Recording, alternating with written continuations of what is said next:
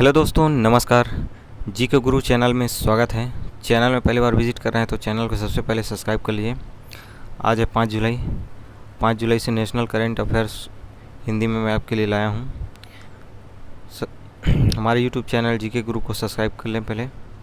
तो चलिए हम बिना देर के हुए क्वेश्चन को शुरू करते हैं। दोस्तों, क्वेश्चन शुरू करने से पहले मैं आपको बता दूँगा, आप अपने लिए पहले तो एक लक्ष्य निर्धारित कर लीजिए। अपने लिए एक टारगेट फिक्स कर लीजिए कि मुझे इस टारगेट पे कार्य करना है और प्रतिदिन उस टारगेट के बारे में सोच करके ही कार्य करना है और दूसरे कुछ कार्य के बारे में नहीं सोचना है जो ज़रूरी है, जो ज़रूरी नहीं है उनके बारे में नहीं। और यूट्यूब में अगर घुसते हैं पढ़ाई के मकसद से तो पढ़ाई करने के उद्देश्य से ही पढ़ाई में आइए, क्योंकि यूट्यूब ऐसा चीज़ है जिसमें घुस जाने से बहुत कुछ देखते देखते समय कैसे बीत जाता है पता नहीं चलता है। तो चलिए शुरू करते हैं वीडियो को हम। पहला क्वेश्चन है, आपके सामने देख सकते हैं।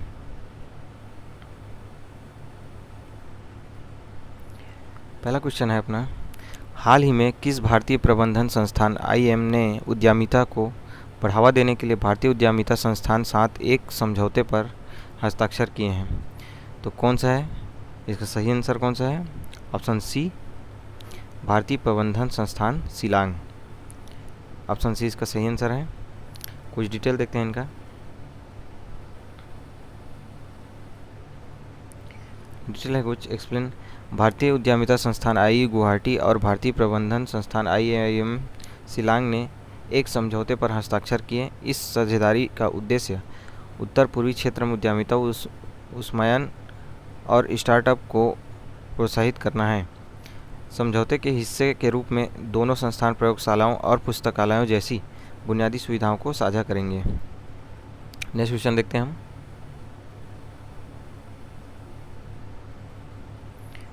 नेक्स्ट क्वेश्चन है, देख सकते हैं, हाल ही में किसने ऑटोनोमस फ्लाइंग टेक्नोलॉजी डिमोन्स्ट्रेटर की प्रथम सफल उड़ान संचालित की है? तो किसने की है इसका सही आंसर है रक्षा अनुसंधान और विकास संगठन। ऑप्शन ए इसका सही आंसर है। डिटेल देखते हैं इनका। रक्षा अनुसंधान और विकास संगठन ने ऑटोनोमस फ्लाइंग टेक्नोलॉजी डिमोन्स्ट्रेटर की प्रथम सफल उड़ान संचालित की है। यह उड़ान कर्नाटक में चित्रदुर्ग में एरोनॉटिकल टेस्ट रेंज में की गई। इसके साथ ही भारत के गोपनीय मानव रहित कॉम्बैट एरियल व्हीकल USV का सफल परीक्षण कर एक उपलब्धि हासिल कर ली है। इसे stealth wing flight test bed Swift भी कहा जाता है। यह उड़ान पूरी तरह से स्वचालित थी। विमान ने स्टील उड़ान भारी तथा टेकअप और टचडाउन भली भांति हुआ। नेक्स्ट क्वेश्चन है अपना, देख सकते हैं, हाल ही में नीरज चोपड़ा ने स्टॉकहोम में प्रतिष्ठित डायमंड लीग मीट में कौन सा पदक जीता है? तो कौन सा पदक जीता है? रजत पदक जीता है। ऑप्शन बी इसका सही आंसर है। डिटेल देखते हैं हम। डिटेल है, नीरज चोपड़ा स्टॉकहोम में प्रतिष्ठित डायमंड लीग मीट में रजत पदक जीता। चोपड़ा 89.94 मीटर विशाल थ्रो के साथ स्टॉकहोम डायमंड लीग में दूसरे स्थान पर रहे। एडरसन पीटर्स ने 90.31 मीटर के सर्वश्रेष्ठ योग के साथ प्रतिस्पर्धा जीती। चोपड़ा ने 89.30 मीटर का अपना ही राष्ट्रीय रिकॉर्ड तोड़ा और उन्होंने जून 2022 में तुर्क में पाव नुरमी खेलों में बनाया था। नेक्स्ट क्वेश्चन देखते हैं। नेक्स्ट क्वेश्चन है, हाल ही में रांची में आकांक्षी जिलों की क्षेत्रीय बैठक की अध्यक्षता किसने की? तो किसने की है इसका सही आंसर है, सॉरी ये मूंज है ना, ये मिस्टेक हो गया है। ऑप्शन सी इसका सही आंसर है, मूंज पारा महेंद्र भाई। ये आंसर देख सकते हैं, इसमें उल्टा हो गया है, थोड़े से सुधार लेना। आंसर यहाँ पे लिखना है।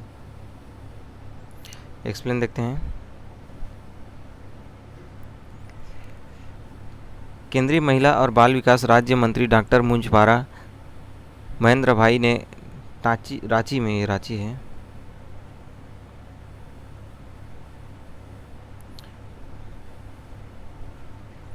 रांची में आकांक्षी जिलों की क्षेत्रीय बैठक की अध्यक्षता की। बैठक में महिलाओं और बच्चों के लिए शुरू की गई योजनाओं के प्रभाव पर चर्चा की गई। मुंजपारा, अरे यार इतना मिस्टेक क्यों होता है, मुंजपारा महेंद्र भाई के द्वारा 3 नई योजनाओं मिशन सक्षम आंगनबाड़ी और पोषण चरण 2, मिशन शक्ति और मिशन वात्सल्य के कार्यान्वित की समीक्षा की गई। इसने नीति आयोग के सदस्य, आकांक्षी जिलों का उपयुक्त तो महिला और बाल विकास मंत्रालय के सचिव और वरिष्ठ अधिकारी भी मौजूद थे। नेक्स्ट क्वेश्चन देखते हैं।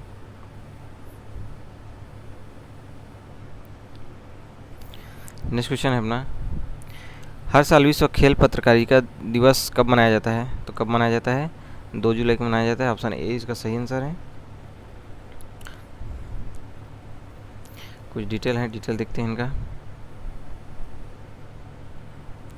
हर साल खेल को बढ़ावा देने के लिए पत्रकारों की सेवाओं को चिन्हित करने के लिए 2 जुलाई को विश्व खेल पत्रकार दिवस मनाया जाता है। खेल पत्रकारिता रिपोर्टिंग का एक रूप है जो खेल से संबंधित किसी भी विषय या विषय से संबंधित मामलों पर केंद्रित है। यह हर मीडिया संगठन का एक अनिवार्य कार्यक्रम है। इंटरनेशनल स्पोर्ट्स प्रेस एसोसिएशन ने 1994 में विश्व खेल पत्रकार दिवस की स्थापना की। यह दिन AIPS संगठन के गठन की याद दिलाता है जो 2 जुलाई 1924 को पेरिस में ग्रीष्मकालीन ओलंपिक के दौरान हुआ था। नेक्स्ट क्वेश्चन देखते हैं।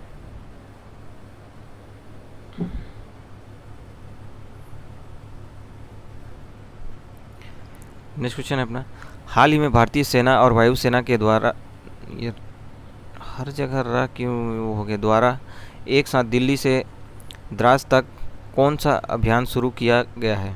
तो कौन सा अभियान शुरू किया गया है? साइकिलिंग अभियान। ऑप्शन बी इसका सही आंसर है। नेक्स्ट इसका डिटेल देखते हैं हम।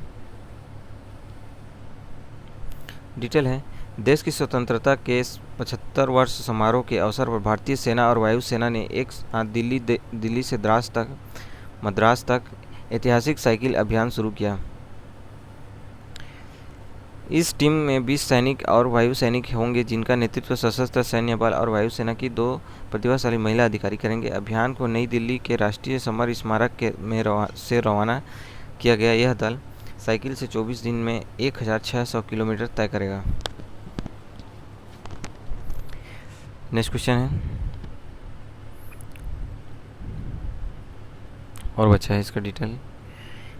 यह अभियान इस माह की 26 तारीख को कारगिल युद्ध में बलिदान देने वाले बहादुर सैनिकों का सम्मान करने के साथ द्रास के कारगिल समर टमाटक पर संपन्न हो जाएगा। नेक्स्ट क्वेश्चन देखते हैं हम। अंतर्राष्ट्रीय सहकारिता दिवस 2022 का विषय निम्नलिखित में से कौन सा है? तो कौन सा है? इसका सही आंसर है competitive build a better world. Option A इसका सही आंसर है। डिटेल देखते हैं इनका। अंतर्राष्ट्रीय सहकारिता दिवस प्रतिवर्ष जुलाई के पहले शनिवार को मनाया जाता है। इस वर्ष यह दिवस 2 जुलाई को सहकारिता आंदोलन के योगदान को उजागर करने के लिए मनाया जाएगा। दुनिया भर की सहकारिताएं ने इस साल 2 जुलाई को 100वां अंतर्राष्ट्रीय सहकारिता दिवस मनाया। इस वर्ष का cops day slogan cooperative build a better world, यानी सहकारिता एक बेहतर विश्व का निर्माण करें, ये स्लोगन था। नेक्स्ट क्वेश्चन है, हाल ही में विश्व बैंक ने भारत की किस योजना के लिए 1.75 बिलियन डॉलर के ऋण की मंजूरी दी है? ऑप्शन ए है प्रधानमंत्री फसल बीमा, इसका सही आंसर है ऑप्शन बी प्रधानमंत्री आयुष्मान भारत योजना। इसका डिटेल देखते हैं। डिटेल है, विश्व बैंक ने भारत की प्रधानमंत्री आयुष्मान भारत योजना और आर्थिक विकास को बढ़ावा देने के लिए निजी निवेश के कुल 1.75 बिलियन डॉलर के ऋण को मंजूरी दी। कुल ऋण में से 1 अरब डॉलर स्वास्थ्य क्षेत्र में जाएगा, जबकि शेष 75 करोड़ अर्थव्यवस्था में निजी क्षेत्र के निवेश के लिए होगा। नेक्स्ट क्वेश्चन है, हाल ही में एनटीपीसी ने किस राज्य में भारत की सबसे बड़ी तैनाती सौर ऊर्जा परियोजना शुरू की? तो किस राज्य में किया है? ऑप्शन डी इसका सही आंसर है तेलंगाना।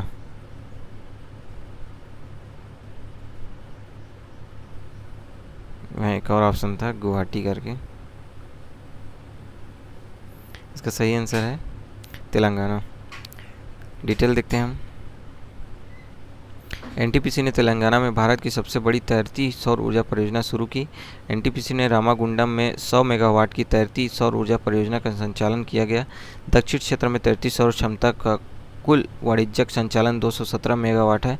एनटीपीसी की कुल स्थापित क्षमता 69,134.24 मेगावाट तक पहुंच गई है, जिसमें 23 कोयला आधारित, 7 गैस आधारित, 1 पनबिजली और 19 नवीनीकरण ऊर्जा परियोजनाएं हैं।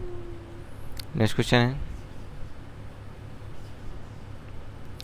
हाल ही में भारतीय प्रतिस्पर्धा आयोग ने भारती एयरटेल में किसकी अल्पमत हिस्सेदारी के प्रस्तावित अधिग्रहण को मंजूरी दी?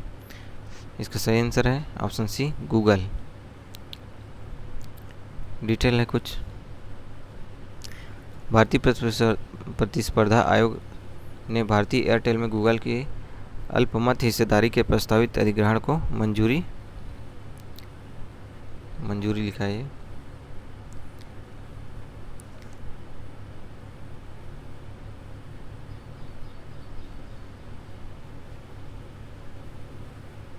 सॉरी, इसको मंजूरी पढ़ लीजिएगा। कुछ हेडलाइन है, हेडलाइन देखते हैं। इंडिया यूए देख सकते हैं इसका इमेज, ये यूएई भारत आर्थिक शिखर सम्मेलन अबू धाबी में शुरू हुआ। संयुक्त अरब अमीरात भारत आर्थिक शिखर सम्मेलन संयुक्त अरब अमीरात अबू धाबी में आयोजित किया गया था। शिखर सम्मेलन की मेजबानी संयुक्त रूप से एसबीआई कैपिटल मार्केट्स लिमिटेड और अबू धाबी ग्लोबल मार्केट द्वारा की गई। नेक्स्ट देखते हैं,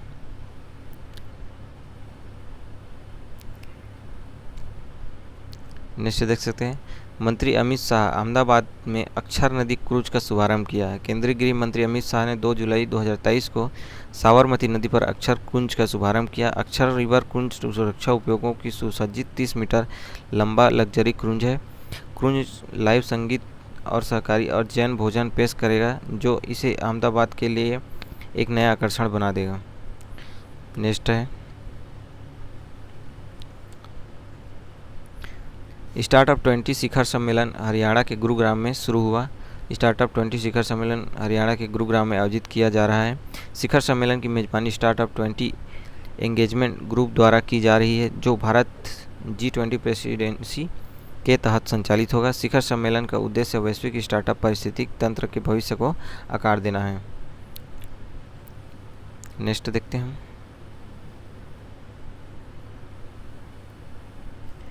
इमेज के साथ देख सकते हैं आप। CGA डेटा गैर कर राजस्व बढ़ाने को केंद्र का राजकोषीय घाटा कम होकर 11.8% पर पहुंचा।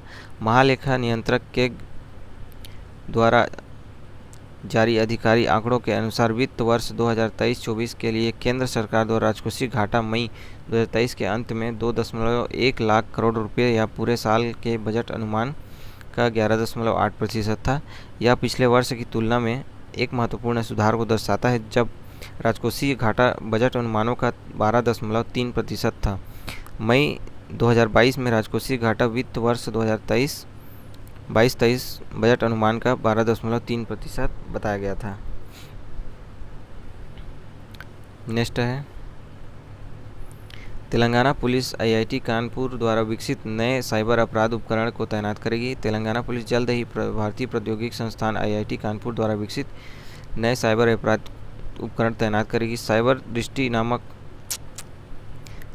नामक उपकरण पुलिस को साइबर अपराधों की अधिक प्रभावी ढंग से जांच करने में मदद करने के लिए बनाया गया है। साइबर दृष्टि बड़ी मात्रा में डेटा का विश्लेषण करने और साइबर अपराध का संकेत देने वाले पैटर्न की पहचान करने के लिए कृत्रिम बुद्धिमत्ता AI का उपयोग करती है। तो चलिए दोस्तों, आज का क्वेश्चन इतना ही था, हेडलाइंस इतना ही था। वीडियो में बने रहने के लिए धन्यवाद, और इसी तरह कंटेंट प्राप्त करने के लिए हमारे चैनल को सब्सक्राइब कर लीजिए। थैंक यू दोस्तों, थैंक यू फॉर वॉचिंग।